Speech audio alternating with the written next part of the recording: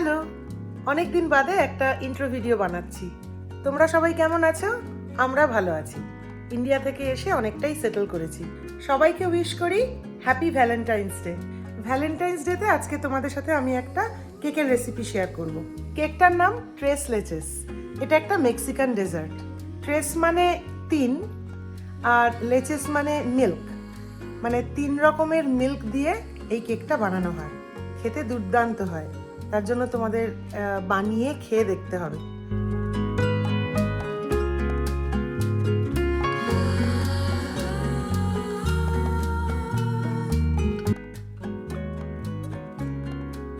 এই হচ্ছে সেই ট্রেস লেচেস কেকটার ফাইনাল লুক, যেটা আমরা এখন বানাবো। ভ্যালেন্টাইন্স ডের থিম ফলো করে এই কেক বানানোর সেটআপটা সাজিয়েছি। আশা করি তোমাদের এনভায়রনমেন্টটা দেখতে ভালো লাগছে। এবার বানানো শুরু করি। প্রথমেই সব ড্রাই ইনগ্রেডিয়েন্টসগুলো একটা চালনির মধ্যে নিয়ে নিচ্ছি। 2 1/4 কাপ ময়দা, 1 1/2 টিস্পুন বেকিং পাউডার আর 3/4 টিস্পুন সল্ট। এবার সব ইনগ্রেডিয়েন্টসগুলোকে চেলে নিয়ে একটা বাটির মধ্যে নিয়ে নিলাম।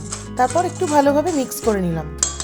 এইবার এটাকে পাশে রেখে দিয়ে আগে 3টে ডিফারেন্ট মিল্ক নিয়ে একটা মিক্সচার বানিয়ে নিচ্ছি। 1 litre heavy whipping cream, 2 can evaporated milk, যেটা 700 ml মতো, আর 2 ক্যান সুইটেন্ড কনডেন্সড মিল্ক, যেটা মোটামুটি 800 ml মতো হয়। পাত্রটা একটু বড় নিতে হতো। যাই হোক, এটাকে এখন ভালোভাবে মিক্স করে নিতে হবে। কেউ মিষ্টি কম খেলে কনডেন্সড মিল্কটা একটু কম অ্যাড করো। ব্যাস, এটার এখন আর কোনো কাজ নেই, পরে ইউজ করব। এবার কেকটা বানাবো। তার জন্য অন্য একটা বাটিতে 4টে রুম টেম্পারেচারে রাখা ডিম নিয়ে নিলাম। এরপর প্রথমেই একটু হ্যান্ড ব্লেন্ডার দিয়ে ফেটিয়ে নিচ্ছি। এখন এর মধ্যে 1 1/2 টিস্পুন ভ্যানিলা এক্সট্র্যাক্ট দিচ্ছি। এর মধ্যে সুগার যাচ্ছে 1 1/2 কাপ। সুগারটা একসাথে সবটা না দিয়ে একটু একটু করে অ্যাড করতে হবে আর মেশাতে হবে।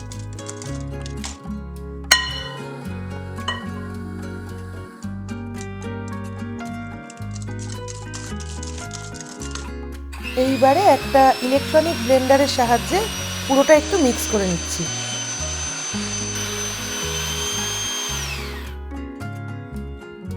ওই যে ড্রাই ইনগ্রেডিয়েন্টসগুলোকে চেলে একটা বাটির মধ্যে রেখেছিলাম, সেইটা এবার অ্যাড করে দিলাম। এবারে প্রথমে একটু হ্যান্ড ব্লেন্ডারের সাহায্যে পুরো ব্যাপারটাকে একটু মিক্স করে নিচ্ছি। এখানে আমাদের টোটাল 3/4 কাপ কোল্ড ওয়াটার লাগবে, ঠান্ডা জল। তার অর্ধেকটা প্রথমে অ্যাড করে ভালো করে মিক্স করে নেব। তারপর আবার বাকি অর্ধেকটা অ্যাড করে আবার মিক্স করব। হ্যান্ড ব্লেন্ডারেই খুব সুন্দর কেক ব্যাটার মিক্স হয়ে যায়, কিন্তু অনেকক্ষণ ধরে ফেটাতে হয়, তাই কখনো কখনো আমি ইলেকট্রিক ব্লেন্ডারও ইউজ করি। এইবারে কেক বেকিংয়ের পাত্রে একটু বাটার স্প্রে করে ভালো করে চারপাশটা একটু মাখিয়ে নিচ্ছি, যাতে কেকটা হয়ে গেলে কোনো ঝামেলা না দিয়ে ভালোভাবে উঠে আসে। এদিকে আভেনটা কিন্তু প্রিহিট করতে দিয়েছি 325 ডিগ্রি ফারেনহাইট বা 162 ডিগ্রি সেন্টিগ্রেড টেম্পারেচারে। কেকটা তো ফুলবে, তাই এমনভাবে পাত্রটা ফিল করছি যাতে ওপরে একটু জায়গা থাকে।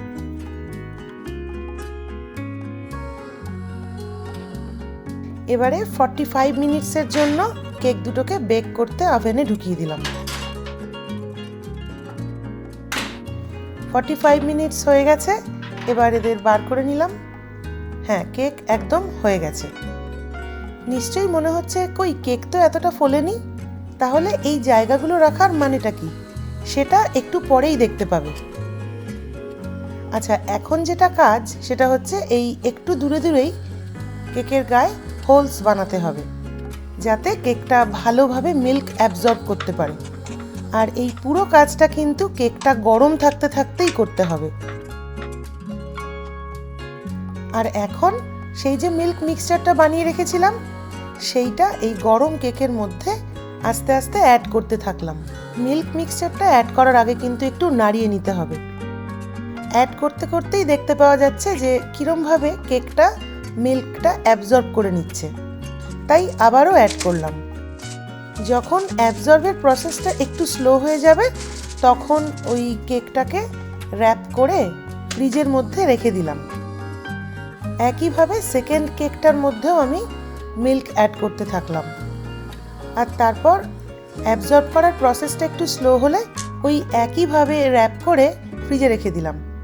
ওই হার্ট শেপের কেকটা কিন্তু আমি আমার এক বন্ধুর অ্যানিভার্সারি উপলক্ষে বানিয়েছি। এই এক্সট্রা মিল্কটা আমাদের পরে আবার কাজে লাগবে। এইটা হচ্ছে 6 ঘন্টা পর আমি ফ্রিজ থেকে কেকগুলোকে বার করেছি, আর দেখতে পাচ্ছি যে ম্যাক্সিমাম মিল্কই কিন্তু অ্যাবজর্ব হয়ে গেছে। তাই আবার আমি ওপরে মিল্ক অ্যাড করে দিচ্ছি আর র্যাপ করে আবার ফ্রিজে রেখে দিচ্ছি। আর মিল্ক অ্যাবজর্ব করে কেকগুলো কিন্তু অনেকটাই ফুলে গেছে, তাই জন্যই কিন্তু ওপরে জায়গা ফাঁকা রাখাটা খুব জরুরি। এবার মিনিমাম 6 ঘন্টার জন্য বা হাতে সময় থাকলে ওভারনাইট ফ্রিজে রেখে দিতে পারলে সব থেকে ভালো হয়। আমি কিন্তু ওভারনাইট রেখেছি, আর ফ্রিজ থেকে বার করে এখন দেখছি যে কেমন হলো। এই প্রথম স্লাইসটা অক্ষত অবস্থায় বার করা কিন্তু একটা চ্যালেঞ্জ, কারণ দুধে ভিজে কেকটা কিন্তু অলরেডি বেশ নরম।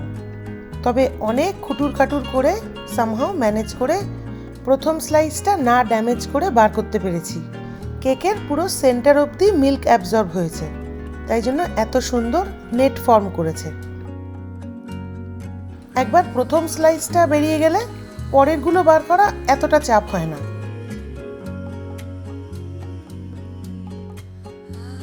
এবারে একটু সুন্দর করে সার্ভ করে দিলেই হয়ে যাবে।